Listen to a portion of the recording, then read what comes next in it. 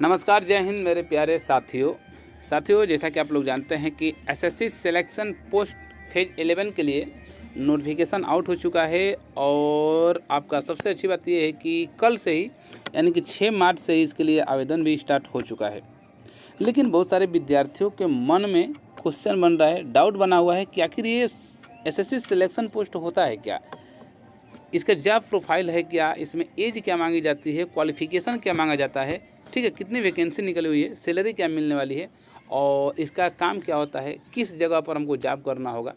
बहुत सारे विद्यार्थियों के मन में डाउट है। और सबसे बड़ा डाउट तो ये फ्रेंड्स बना हुआ है कि इसमें अलग अलग जोन वाइज वैकेंसी निकली हुई है। ठीक है, अलग अलग जोन वाइज वैकेंसी निकली हुई है और अलग अलग पद, बहुत सारे 500 लगभग 49 विभागों में ये वैकेंसी निकली हुई है। यानी कि आप जिस विभाग को अपने मन में सोचेंगे लगभग वो भी विभाग देखने को मिल जाएगा।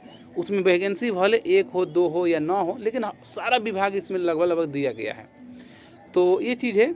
तो इस वीडियो में हम लोग देख लेंगे कि आखिर ये एसएससी सिलेक्शन पोस्ट 11 होता है क्या, सारी जानकारी हम लोग देखने वाले हैं। और जो आपके मन में डाउट बना हुआ है कि क्या हम अलग अलग पदों के लिए अलग अलग आवेदन कर सकते हैं, जैसे कि आप लोग जानते हैं कि इसमें कुछ हाई स्कूल पर भी वैकेंसी निकली हुई है, कुछ 12वीं पर निकली हुई है, कुछ डिप्लोमा पर है, कुछ ग्रेजुएशन पर है। तो विद्यार्थियों के मन में है कि क्या मैं हाई स्कूल का भी भर सकता हूँ, इंटर का भी भर सकता हूँ, ग्रेजुएशन पर भी भर सकता हूँ, और मैं अलग अलग जोन से कितने जोन से मैं आवेदन कर सकता हूँ, ये भी आपके मन में डाउट बना हुआ है। तो ये सारे डाउट आपको इस वीडियो में खत्म हो जाएगा, जितने भी आपके मन में डाउट बना हुआ है। तो आइए फ्रेंड्स, हम लोग वीडियो को शुरू कर लेते हैं।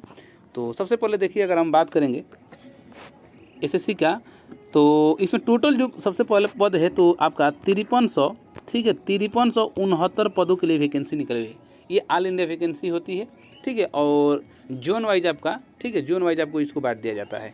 तो फुल नोटिफिकेशन भी हम आपको दिखाएंगे और ये भी बताएंगे वीडियो के अंत में कि आपको कहाँ से आवेदन करना चाहिए और किस पद के लिए करना चाहिए। तो सारे डिटेल हम लोग इस वीडियो में देखेंगे। तो टोटल पोस्ट आपका 5369 हो गया। आवेदन जो स्टार्ट हुआ है कल से, यानी कि 6 मार्च से ही आपका स्टार्ट हो चुका है। और अंतिम तिथि इसी में 27 मार्च को ही रखा गया है। ठीक है, 27 तारीख को ही अंतिम तिथि यहाँ पर रखी गई है। तो आपको आवेदन की अंतिम तिथि का इंतजार नहीं करना है, जितना जल्दी हो सके आप आवेदन कर लें, क्योंकि आप जानते हैं कि एसएससी के द्वारा बहुत सारे विद्यार्थी एसएससी का फॉर्म आवेदन करते हैं। तो वेबसाइट थोड़ा लास्ट में जाकर स्लो हो जाती है। चलिए, आवेदन शुल्क की अगर हम बात कर लें तो अगर आप ओबीसी से हैं, ईडब्ल्यूएस से हैं और जनरल से हैं तो आपको इसके लिए 100 रुपये आवेदन शुल्क देना होगा। बाकी इनको छोड़कर जितने भी लोग होंगे उनको किसी भी प्रकार का आवेदन शुल्क नहीं देना है। ठीक है, चलिए, करेक्शन डेट है, अगर मान लीजिए आपने आवेदन किया उसमें कोई गलती हो गया तो उसको सुधार कर सकते हैं 28 तारीख से लेकर और 5 अप्रैल तक आप अपना आवेदन संशोधन कर सकते हैं। ओके, ये चीज़ हो गया। एग्ज़ाम के बारे में बताया गया है। देखिए, इसका जो एग्ज़ाम होगा आपका कंप्यूटर पर ही होगा, मतलब कि ऑनलाइन टेस्ट पर होगा, सीबीटी मोड में होगा। और इसका जो एग्ज़ाम डेट है बताया गया है कि लगभग आपका जून और जुलाई में, ठीक है, जून जुलाई में आपका इसका एग्ज़ाम करा लिया जाएगा, इसी 2023 में ही। ये चीज़ हो गया। एज के बारे में बात करें कि अगर आपकी आयु सीमा का मांगी गई तो देखिए, आपका मिनिमम आपका 18 साल होना चाहिए और मैक्सिमम आपका 27 और 30। ये 27-30 का क्या लफड़ा है, तो देखिए पद बहुत सारा निकला है, अलग अलग है, जैसे हाई स्कूल पर भी है, 10वीं पर है, 12वीं पर है और ग्रेजुएशन पर भी है। तो इसमें अलग अलग पद के अनुसार एज रखा गया है। किसी में 27 मैक्सिमम है, किसी में मैक्सिमम 30 है। तो 18 से लेकर 27 और 30 तक लगभग इसमें एज मांगा गया है। तो ये चीज़ है। हाँ, इसमें एज में छूट भी दिया गया है कि अगर आप ओबीसी से हैं तो 3 साल के लिए छूट है, और एससी और एसटी से होंगे आप, ठीक है, तो 5 साल के लिए छूट दिया जाएगा। तो ये चीज़ है। बाकी पोस्ट वाइज इसमें एज हम बता ही दिए हैं कि इसमें जो 30 है और 27 है, ये पोस्ट वाइज दिया गया है। तो ये चीज़ हो गया। अब अगर हम एलिजिबिलिटी की बात करें तो एलिजिबिलिटी हम पहले ही बता दिए हैं कि आपका 10वीं पर भी वैकेंसी है, 12वीं पर भी है और आपका ग्रेजुएशन पर भी है। अलग अलग है, मतलब कि 10वीं से लेकर ग्रेजुएशन तक इसमें पद है। अब अपने क्वालिफिकेशन के अनुसार उसमें पद चूज कर लेंगे और आवेदन कर लेंगे, आपका उसमें हो जाएगा। ठीक है, चलिए, सैलरी की बात करें तो सैलरी देखिए यहाँ पर बताया गया है कि लेवल 1 से लेकर और लेवल 6 तक यहाँ पर बताया गया है। यानी कि मान के चलिए कि आपका इसमें स्टार्टिंग सैलरी किसी भी अगर पद पर होंगे, आप हाई स्कूल पर भी अगर होंगे तो आप मान के चलिए कि 25,000 आपका स्टार्टिंग यहाँ सैलरी बनने ही वाली है। मिनिमम बता रहे हैं 25,000 से आपकी मान लीजिए कम से कम आपकी स्टार्टिंग सैलरी बनने वाली है, अगर हाई स्कूल पर ही हो रहे हैं तो। बाकी अगर आप ग्रेजुएशन पर करेंगे तो इसमें 70,000 80,000 तक की भी सैलरी बनने वाली है। ठीक है, 50,000 60,000 इस तरीके से सैलरी अलग अलग पद के लिए है। तो ये चीज़ है। कुल अगर हम देखें तो देखिए इसमें लगभग 549 प्रकार के विभाग हैं। कितने विभाग में आप जाएंगे, यानी कि हम नहीं बताए शुरू में कि आप जिस विभाग को सोचेंगे ना उस विभाग को इसमें मेंशन कर दिया गया है। तो ये चीज़ होता है। सिलेक्शन प्रोसेस क्या होगा, तो देखिए सिलेक्शन प्रोसेस में आपका बताया गया है कि सबसे पहले आपका रिटन टेस्ट होने वाला है। क्या चीज़, सबसे पहले आपका रिटन टेस्ट होगा, उसके बाद से स्किल टेस्ट होगा। स्किल टेस्ट में क्या होने वाला है, तो स्किल टेस्ट में जैसे मान लीजिए कोई डाटा एंट्री ऑपरेटर के लिए दिया तो उसमें टाइपिंग मांगेगा, कोई मान लीजिए कि क्लर्क के लिए आवेदन कर रहा है तो उसमें टाइपिंग मांगेगा, कोई मान लीजिए कि फार्मासिस्ट के लिए दे रहा है, या जिसमें आपका स्किल टेस्ट देने लायक होगा उसमें स्किल टेस्ट होगा, जिसमें नहीं देने लायक होगा उसमें नहीं होगा। तो ये चीज़ जैसे आप आवेदन करेंगे तो वहाँ पर सारी जानकारी आपको मिल जाएगी कि उसमें क्या होने वाला है। मतलब कि वहाँ पर क्वालिफिकेशन भी दिखा देगा और कैटेगरी वाइज आपका पद भी दिखाएगा कि किस कैटेगरी में कितना वहाँ पर पद रखा गया है। ठीक है, तो ये चीज़ होगा। उसके बाद आपका डॉक्यूमेंट वेरिफिकेशन होगा, यानी कि डीबी होगा। लास्ट में आपका मेडिकल हो जाएगा। ठीक है, ये हर पद में नहीं है, किसी पद में ये चारों है, नहीं तो बाकी किसी में डायरेक्ट रिटन टेस्ट होगा, डीबी होगा और मेडिकल हो जाएगा। ये चीज़ हो गया। और सिलेबस की बात यहीं पर हम लोग कर लेते हैं कि सिलेबस क्या होने वाला है। तो देखिए सिलेबस में आपका 100 क्वेश्चन होगा, यानी कि 100 क्वेश्चन पूछा जाएगा और 200 मार्क का होगा, यानी कि पर क्वेश्चन आपका 2 नंबर का होने वाला है। और 60 मिनट का ही मात्र आपको 1 घंटा का समय दिया जाएगा 100 क्वेश्चन के लिए। ओके, निगेटिव मार्किंग भी है, 0.50 आपके यहाँ पर निगेटिव मार्किंग भी है। सिलेबस में क्या क्या पूछा जाएगा, तो सबसे पहले आपका इसमें रीजनिंग है, रीजनिंग से 25 क्वेश्चन पूछा जाएगा, जीके से आपका 25 क्वेश्चन पूछा जाएगा, मैथ से 25 क्वेश्चन और इंग्लिश से 25 क्वेश्चन, यानी कि 4 सेक्शन में बांटा गया है। चारों सेक्शन में 25-25 क्वेश्चन से पूछा जाएगा और पर क्वेश्चन आपका 2 नंबर का होगा, यानी कि 100 क्वेश्चन 200 नंबर का आपका होने वाला है। ओके, चलिए ये चीज़ आप समझ गए होंगे।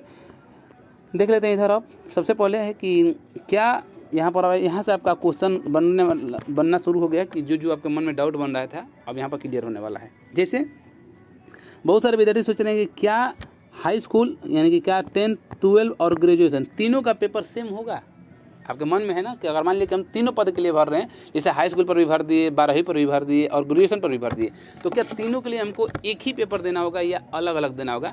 तो मैं उनको बता दूं कि आपको तीनों, अगर आप हाई स्कूल पर भी भर रहे हैं, ठीक है, 12वीं पर भी भर रहे हैं, ग्रेजुएशन पर भी भर रहे हैं, तो आपको तीनों को अलग अलग पेपर देना होगा। ओके, तो ये चीज़ क्लियर हो गया कि आपको अगर अलग अलग क्वालिफिकेशन के अनुसार अगर आप आवेदन करते हैं तो अलग अलग आपको पेपर देना होगा, अलग अलग दिन में आपका पेपर होगा।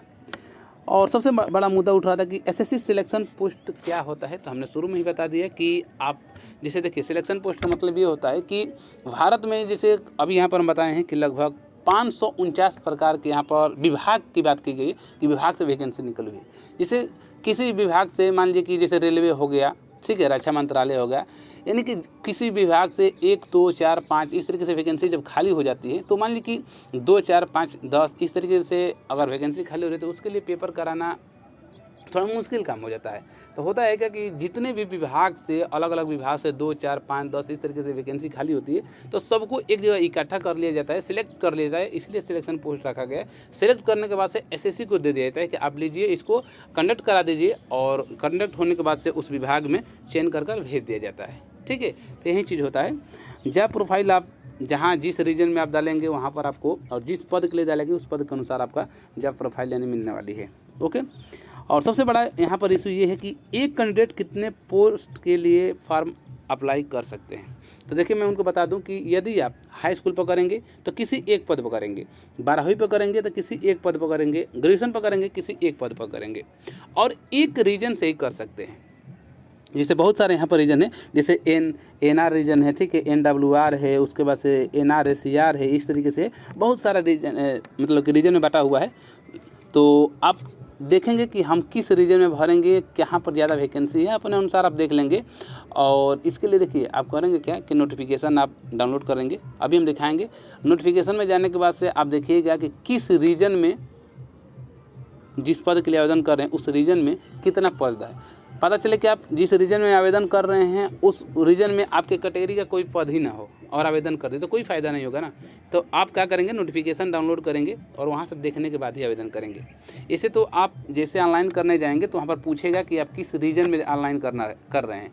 रीजन सेलेक्ट करेंगे तो वहाँ पर रीजन का कोड पूछेगा पद का, और वहाँ पर जैसे आप आवेदन करेंगे तो वहाँ पर पूरा डिटेल खुलकर दिखा देगा कि वहाँ पर इतनी वैकेंसी है, और इस कैटेगरी में इतनी वैकेंसी है, क्वालिफिकेशन क्या है, पूरा डिटेल वहाँ पर आपको देखने को मिल जाएगा। तो वहाँ पर आपको ज़्यादा परेशान होने की ज़रूरत नहीं होगी। ठीक है, चलिए, तो हम क्या बात कर रहे थे कि एक कैंडिडेट कितने पद के लिए आवेदन कर सकता है। तो मैं बता दे हूँ कि आप एक रीजन से किसी भी, चाहे आप किसी भी प्रदेश से हैं, अलग अलग अदर प्रदेश से भी जाकर आप आवेदन कर सकते हैं, लेकिन कहीं से एक ही रीजन से आप आवेदन करेंगे और एक पद के लिए ही आवेदन करेंगे। जैसे हाई स्कूल पर बहुत सारा पद है, लेकिन एक पद के लिए कोई करेंगे, 12वीं पर करेंगे एक पद के लिए करेंगे, ग्रेजुएशन पर करेंगे एक पद पर करेंगे, मतलब कि तीनों आप आवेदन करेंगे। हाई स्कूल पर भी कर सकते हैं, इंटर पर भी कर सकते हैं, ग्रेजुएशन पर भी कर सकते हैं, लेकिन आपको करना क्या है कि एक ही रीजन से आप आवेदन करेंगे, चाहे आप जिस रीजन से आवेदन कर लें। ठीक है, अलग अलग रीजन से नहीं होगा, एक ही रीजन से होगा और एक पद के लिए होगा। जैसे हाई स्कूल पर बहुत सारा पद है तो एक ही पद से कोई करेंगे, ग्रेजुएशन पर बहुत सारा पद है तो एक ही पद के लिए करेंगे, इंटर पर बहुत सारा पद है तो उसके लिए एक ही पद पर आप आवेदन करेंगे। तो ये चीज़ होगा। जैसे मैं यहाँ पर आपको एक एग्जांपल के तौर पर समझा दूँ। जैसे मान लीजिए कि आपने सिविल मोटर ड्राइवर के लिए आवेदन किया है, ठीक है, और यहाँ पर रीजन है, मान लीजिए कि आपका एनआर आपका रीजन है और क्वालिफिकेशन वहाँ पर हाई स्कूल है, पद है आपका 1070 है। तो मान लीजिए कि आपने एनआर रीजन में आपने आवेदन कर दिया हाई स्कूल पर, ठीक है, सिविल मोटर ड्राइवर के लिए, तो फिर आप वहीं से आपका अलग हो जाएगा। अलग होने का मतलब क्या है कि आप सोचेंगे कि हमने NWR में भी जाकर कर लें या एनआर तो चूँकि कर ही चुके हैं, अगर मान लीजिए कि CR में करना चाहते हैं सेंट्रल रीजन में, तो नहीं होगा। बात समझ रहे हैं ना। जैसे मान लीजिए कि आपने स्टोर कीपर का आपने आवेदन कर दिया एनआर से, तो आप स्टोर कीपर कर दिए हैं, तो जैसे 12वीं पर है तो बहुत सारा 12वीं पर तो और भी पद है, लेकिन अब दूसरा पद के लिए आप आवेदन नहीं करेंगे। अगर आपने स्टोर कीपर का कर दिया तो स्टोर ही कीपर का बस करेंगे, वो भी एक रीजन से। अलग अलग रीजन से सोचेंगे कि जाकर कर लें तो नहीं हो पाएगा। तो यही चीज़ है, एक कैंडिडेट कितने पद के लिए आवेदन करेंगे, तो मैंने बता दिया कि हाई स्कूल पर करेंगे या इंटर पर करेंगे या ग्रेजुएशन पर करेंगे, एक रीजन, ठीक है, किसी भी एक रीजन में करेंगे और एक पद के लिए आप आवेदन करेंगे। हाँ, हाई स्कूल पर अलग कर सकते हैं, इंटर पर अलग कर सकते हैं, ग्रेजुएशन पर अलग कर सकते हैं, और तीनों के लिए हमने बता ही दिया है कि अलग अलग आपका पेपर होगा। ओके, तो ये चीज़ हो गया। आशा करते हैं कि समझ गए होंगे। आइए मैं यहाँ पर आपको डिटेल में समझा दे रहा हूँ। देखिए, आपको करना क्या है कि जैसे आवेदन करेंगे तो आप नोटिफिकेशन देख लीजिएगा। नोटिफिकेशन में डिटेल यहाँ पर दिया गया है। जैसे आप देखिए यहाँ पर बताया गया है, जैसे यहाँ पर देखेंगे रीजन बताया गया है, ठीक है, इस लाइन में देखेंगे तो यहाँ पर रीजन बताया गया है, फिर पोस्ट नंबर बताया गया है। आप जैसे आवेदन करने जाएंगे तो वहाँ पर पूछेगा कि आप किस रीजन में आवेदन कर रहे हैं। आवेदन सेलेक्ट करेंगे तो पूछेगा कि आपका पोस्ट नंबर क्या है। तो यहाँ से आप लोग अपना पोस्ट नंबर क्या करेंगे, नोट कर लेंगे, ताकि आवेदन करने में आपको सुविधा हो जाए। तो देखिए यहाँ पर पोस्ट नंबर भी दिया है, उसके साथ पोस्ट नेम भी दिया है, किस पोस्ट के लिए आप आवेदन करेंगे, ये सारा चीज़ यहाँ पर दिया गया है। डिपार्टमेंट भी दिया रहेगा कि किस डिपार्टमेंट पे आपको जाना है। एज दिया रहेगा, पेज के लिए रहेगा, यहाँ पर क्वालिफिकेशन दिया रहेगा कि किस क्वालिफिकेशन में है। ठीक है, तो ये चीज़ आप लोग डिटेल देख लीजिएगा, बहुत सारा है इसमें, ठीक है ना। ये देखिए यहाँ पर बहुत सारा नोटिफिकेशन है, बहुत सारा विभाग है, तो आप लोग देख लीजिएगा कि किस रीजन में आपको जाना है और किस रीजन में कितना वैकेंसी, जिस पद के लिए आप आवेदन करेंगे कितना वैकेंसी है, उसके अनुसार ही आप लोग आवेदन करेंगे। ठीक है, तो ये चीज़ था। आशा करते हैं कि आप लोग समझ गए होंगे। अगर किसी को कोई फिर भी दिक्कत हो रहा है, ठीक है, अगर नहीं कोई बात समझ में आ रही है तो आप कमेंट के माध्यम से कमेंट कर पूछ सकते हैं। तो बस यही है फ्रेंड्स, आज की वीडियो बस यहीं तक रखते हैं। अगर वीडियो आपको अच्छी लगी है तो लाइक कर लें, कमेंट के माध्यम से कमेंट कर आप ज़रूर बताएं कि आपको वीडियो कैसी लगी है। चैनल पर पहली बार आए हैं या चैनल को अभी तक आप सब्सक्राइब नहीं किए तो चैनल को सब्सक्राइब ज़रूर कर लें। ओके, धन्यवाद।